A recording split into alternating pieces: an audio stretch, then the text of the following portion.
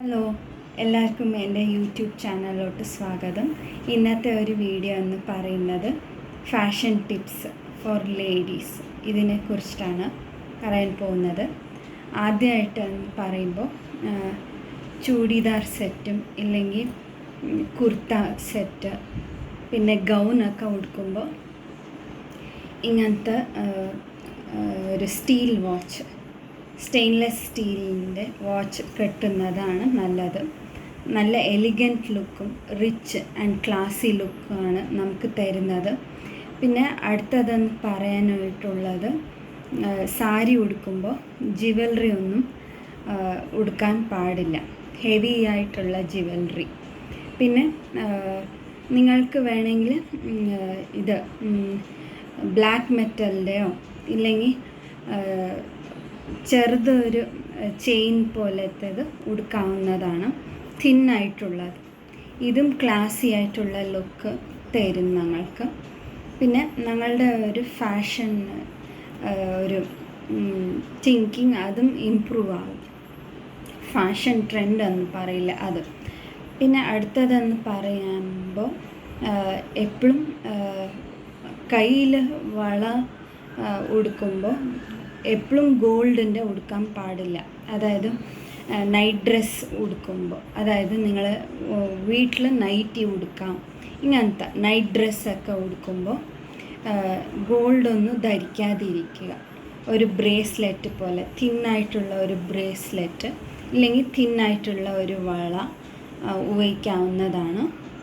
പിന്നെ നമ്മൾ interview attend ചെയ്യുമ്പോഴും ഇങ്ങനെ തന്നെയാണ് നമ്മൾ ശ്രദ്ധിക്കേണ്ടത്.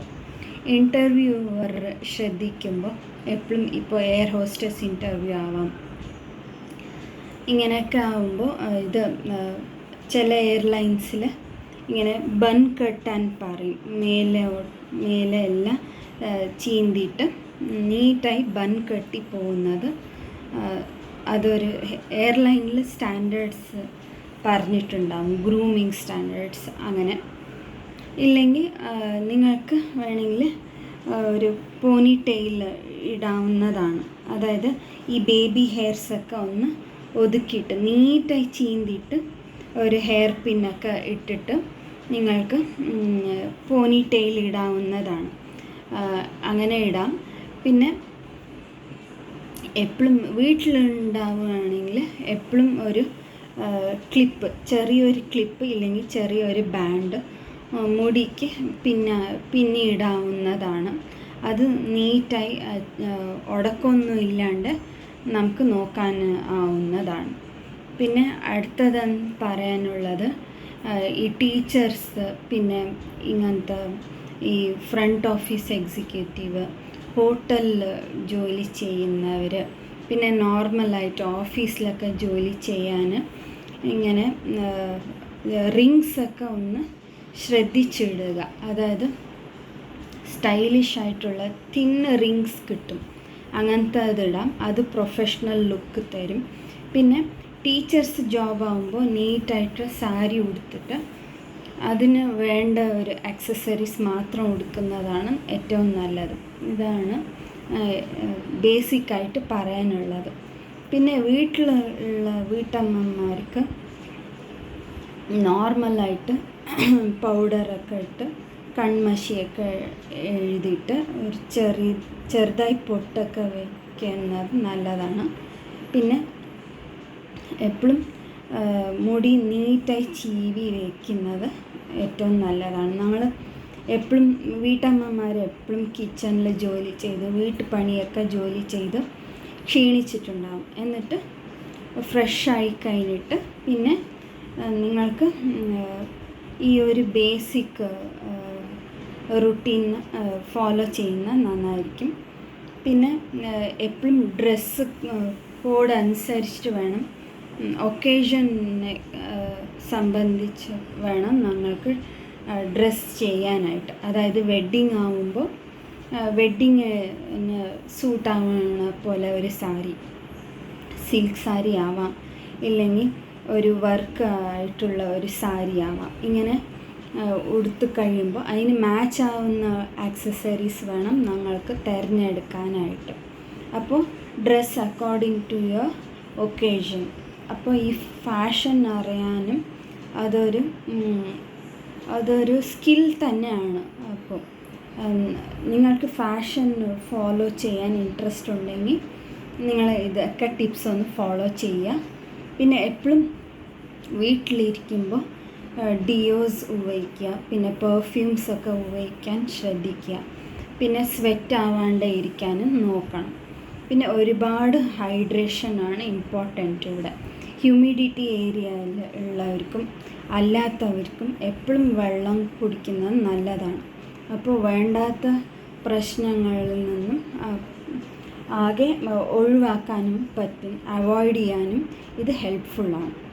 അപ്പം പിന്നെ എന്ന് പറയാനുള്ളത്, എപ്പോഴും തിരഞ്ഞെടുക്കാൻ ഈ ക്ലോത്ത്സ് തിരഞ്ഞെടുക്കുമ്പോൾ എപ്പോഴും നല്ല ബ്രാൻഡഡ് ആയിട്ടുള്ളത് തിരഞ്ഞെടുക്കുന്ന നോക്കണം. അപ്പം സാരിയൊക്കെ മെയിൻറ്റെയിൻ ചെയ്യാനും അങ്ങനെ തന്നെയാണ്. ഇപ്പം യൂസ് ചെയ്ത് കഴിഞ്ഞിട്ട് ഇപ്പോൾ സാരി എന്തെങ്കിലും നിങ്ങൾ ഫങ്ഷനോ ഇല്ലെങ്കിൽ മാരേജസിനോ എവിടെയെങ്കിലും പോയി വന്നാൽ തന്നെ വാഷ് ചെയ്ത് കഴിഞ്ഞിട്ട് അയൺ ചെയ്യാവുന്നത് നല്ലത്. ഇല്ലെങ്കിൽ വാഷ് ചെയ്തിട്ടിട്ട് നീറ്റായി മടക്കി വെക്കുന്നതാണ് നല്ലത്.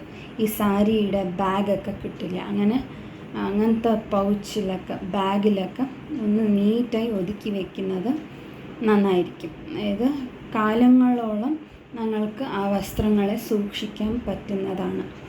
അപ്പോൾ നീറ്റായി അയൺ ചെയ്തിട്ട് പോകുന്നത് നല്ലതാണ് എവിടെ പോയാലും. അപ്പം ഞങ്ങൾക്കൊരു സെൽഫ് കോൺഫിഡൻസ് ഉണ്ടാവും, ഞങ്ങൾക്കൊരു ഉന്മേഷം ഉണ്ടാവും, ഞങ്ങൾക്ക് എന്തെങ്കിലും ജീവിതത്തിൽ നല്ല പോസിറ്റിവിറ്റി ഞങ്ങളുടെ ജീവിതത്തിൽ കടന്നു വരാൻ ഇത് ഹെൽപ്ഫുള്ളാണ്. പിന്നെ എപ്പോഴും നിങ്ങളുടെ വാർഡ്രോബ് നീറ്റായി ഒതുക്കാൻ നോക്കുക. എപ്പോഴും ഇത് മേലെ താഴെ ആവാതിരിക്കുക. വസ്ത്രങ്ങൾ അതൊക്കെ നീറ്റായി ഒന്ന് ഒതുക്കി വെക്കുന്നത് ഏറ്റവും നല്ലതാണ്. അപ്പോൾ വീട്ടിൽ പോസിറ്റിവിറ്റി എനർജി ഒരുപാടുണ്ടാവും. അപ്പോൾ ഞങ്ങളുടെ ജീവിതത്തിൽ എപ്പോഴും പോസിറ്റീവായിട്ടുള്ള കാര്യങ്ങൾ നടക്കാൻ ഇത് ഹെൽപ്ഫുള്ളാണ്. അപ്പോൾ ഈ ടിപ്സൊക്കെ ഇഷ്ടപ്പെടുമെന്ന് വിശ്വസിക്കുന്നു.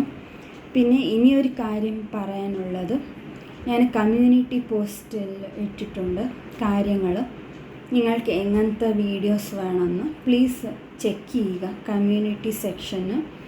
അപ്പം നിങ്ങൾക്ക് എങ്ങനത്തെ വീഡിയോസ് വേണോ അതൊന്ന് വോട്ട് ചെയ്യുക, എന്നിട്ട് കമൻറ്റ്സിലൂടെ അറിയിക്കുക. സോ ദാറ്റ് എനിക്ക് അടുത്ത ഒരു വീഡിയോ ചെയ്യാൻ ഇത് ഹെൽപ്ഫുള്ളാണ്.